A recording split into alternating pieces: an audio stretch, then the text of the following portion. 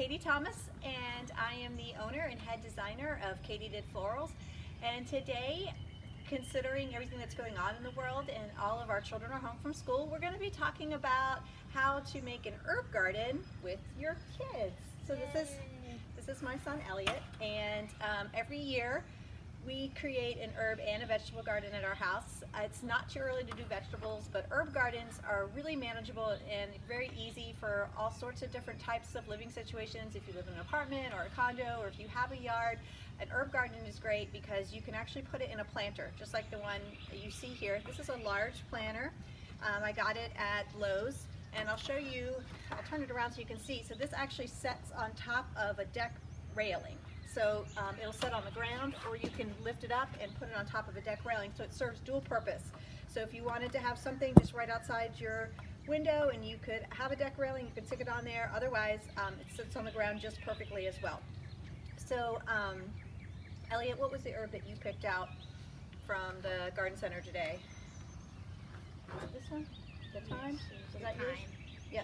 So this is thyme, and this is a great fragrant herb that you can use for cooking. And Elliot picked this out, and we picked out a couple other different things. We picked out some rosemary, which is really hardy and actually will winter over. Rosemary will continue to grow and come back every single year, so if you plant that, you can start it in a pot, and then if it gets too big, you can actually put it directly into the ground. The other one we have is fennel. And fennel is pretty sensitive. It is definitely a spring and summer herb, so it's not gonna overwinter, but it has great fragrance and again, great for cooking. And then this year, we always grow basil every year because do you like pasta? Is that your favorite food? Yeah. So we eat a lot of pasta here at our house because Elliot's favorite food is pasta, and basil is so great with Italian dishes. But this year, what kind of basil did we get this year? What's different about this basil? Purple. It's purple basil, yeah. So we got some purple basil this year because we thought that might be kind of fun and different and something we haven't tried before. So we, instead of traditional basil, we got that purple basil. So the first thing I'm going to do is I'm going to dig a hole for Elliot's thyme. Elliot, what's the first thing we do when we put a plant in? Do you remember? No, you don't. It's okay. You massage its roots, right? Because if it's root bound a little bit, you want to loosen up the roots so the plant has plenty of places to go. So go ahead and do that. And Elliot likes to get his hands dirty so he doesn't have to wear gloves. If you have kids that like to wear gloves, you can always order those online, or I know the Home Depot and Lowe's are still open. They have tons of kids-friendly gardening stuff out right now. This is just something y'all can do together with your family outside. It's just such a nice time of year. So I'm gonna dig you a hole, and then you're gonna stick that right in there, right? Okay, and then with something that's low, we always have to pick up the little guys so they don't get buried too deep. And we just keep digging until we get kind of the right length. This is kind of a big plant, so there, so it's kind of even. And then we just gently, we'll let Elliot do it, move the soil all the way around, fill it in. I'm gonna hold it for you. Get some more over that corner. Yep, just a little bit more over there. Yep, here, you can even pick some up, stick it over there. So again, you want your soil to be filled to the top so your plants have plenty of nutrients. Oh, the other thing I forgot to do, I always stick bone meal, and bone meal's organic. This is not technically, according to USDA standards, an organic herb garden, but I do not use non-organic fertilizers when I do my herb garden or my vegetable garden. So you do kind of want gloves. So the next one we're going to go put in, do you remember what this plant is called? Rosemary. Rosemary, that's right. So rosemary is wonderful. It'll last all year.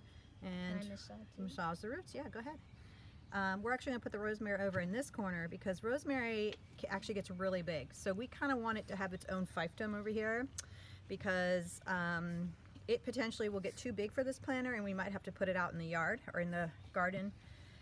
So we're going to start it here because I want to have it on the back porch so we can use it. And then fill that in a little bit. There we go. Just fill around. And there, he's in there. Okay. So the next thing we're going to put in is some fennel plants. And we've got 4 fennel plants here. So again, these guys are kind of small right now. We're going to go ahead and plant all 4 of them. And you'll see these are tinier, and they're definitely root bound. So you do need to still continue to massage the ends of all these roots. And we'll plant these in a group together, all right next to each other. Here, Elliot, over here, Betty. Because we're gonna put them on this side, and then we're gonna put the basil all along the front. So we're gonna kind of start over here. So we'll do 1, 2, and go ahead. If you've got multiple plants, you can go ahead and space them out. So that's what we're gonna do. Here, don't put it in the ground yet. We're gonna space these guys out so we make sure we have enough space for them. So actually, I don't know that we're gonna be able to get 4 in here. I think we might just be able to do 3. So that's okay. I can put this in another pot someplace else. It's no big deal. So that's okay. So what we're gonna do is you just hold the plant up, give it a little massage. Again, hold it by its top and dig a little hole and put it in. So the great thing about creating an herb garden is this also can extend to your kids cooking with you. So Elliot actually really likes to cook. What's your favorite thing to make, Elliot? Eggs. Eggs. So my family has gotten to where they will not eat my eggs. They will only eat Elliot's eggs because his scrambled eggs are better than my scrambled eggs at this point. So he does like to cook. Even though you're the one who taught me how to I know. make them. It's okay. The student has surpassed the teacher. That's all right. And then the next thing we're going to put in is this basil. So we're going to actually plan this out. And these are kind of loose. I don't know that we're going to need to massage these. They're really loosey-goosey, so just be careful with those. Let's space them out first before we dig the holes, Elliot. Okay. So we're going to put 1 here and 1 here. And again, I think we just need to do 3. I think that's what we have space for. All right. Okay, so let's go ahead and dig some basil holes. We'll put that in there. All right, and these we don't need to dig too deep because they're very tiny. So we need to make sure with the basil, because basil gets really leggy actually because it gets older too. So you kind of want to, I call this like turtlenecking. You kind of want to put some extra dirt around it and make like a mound, and then that will help the basil. And you can do that too with this fennel because it's such a leggy and tall plant. You can kind of mound it and kind of like it's wearing a turtleneck. And that's going to help it just get more stable as it grows since they're still so young. The thyme, of course, and the rosemary do not need that because they are lower growing plants. So the last thing we need to do is we're going to water this real gently with, oh, there's a watering can. Yep, Elliot's going to do it. And then if you want to, you can actually put your sticks in that say what your plants are. A lot of people do that if you have multiple plants in your herb garden. So here's the thyme. We're going to put that one in. These are just the sticks that came with I got all these at Big Bloomers. We got all these at Big Bloomers, and we had a field trip to Big Bloomers the other day. Field trip. Yeah, we left the house and we went to Big Bloomers the other day. So if you're just not sure what your plants are called, you can always put the little sticks back in. If you want to be really fancy, you can purchase little sticks that, you know, and then write the name on there.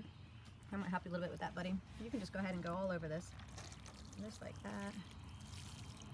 And if you're watering and you get, yeah, we're going to talk about that in a second because we're going to use that in a minute. So you'll notice the difference between a herb planter. Since we water these guys, I'm just going to peek them back up again just a little bit. Just make sure nobody got knocked over too much. Turtleneck them.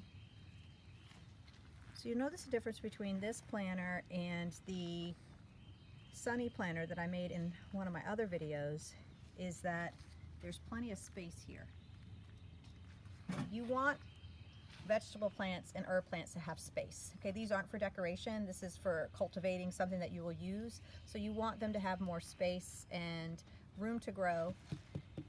You can put on moss on this, which I like to do with everything I use, but the only catch here is that you have to make sure that the moss you're putting on your vegetable or your herb planter is actually a cool dried moss, that it has not been processed with chemicals.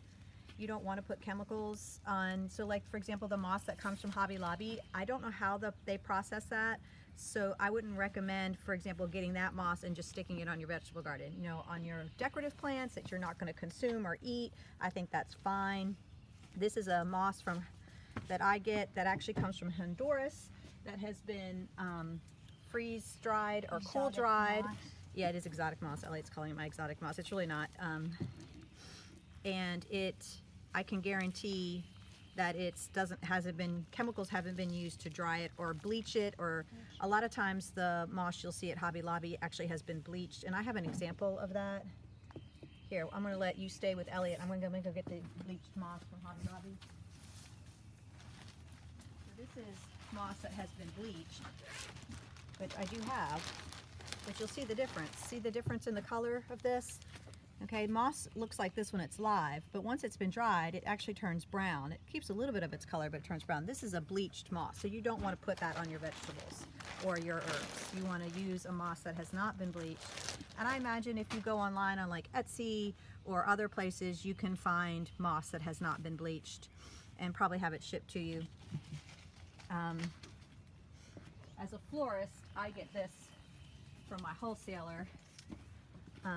And actually, I mean, if you really want, I'm more than happy to sell it to you as well. I should mention that. I'm more than happy to sell you the moss if you would like moss as an extra step.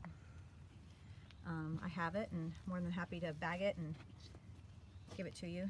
Just You're gonna ask. plant vegetables too. We're not going to plant vegetables today, buddy. We're just doing the herb garden today. But this is pretty much it in a nutshell, and this is a super fun activity. Get your kids outside and have them enjoying nature. And then the results are great for when you want to cook together, and you can go out in the herb garden that you created together and cut some herbs. That's really exciting. If you have any questions, make sure to email me or let me know. Thanks.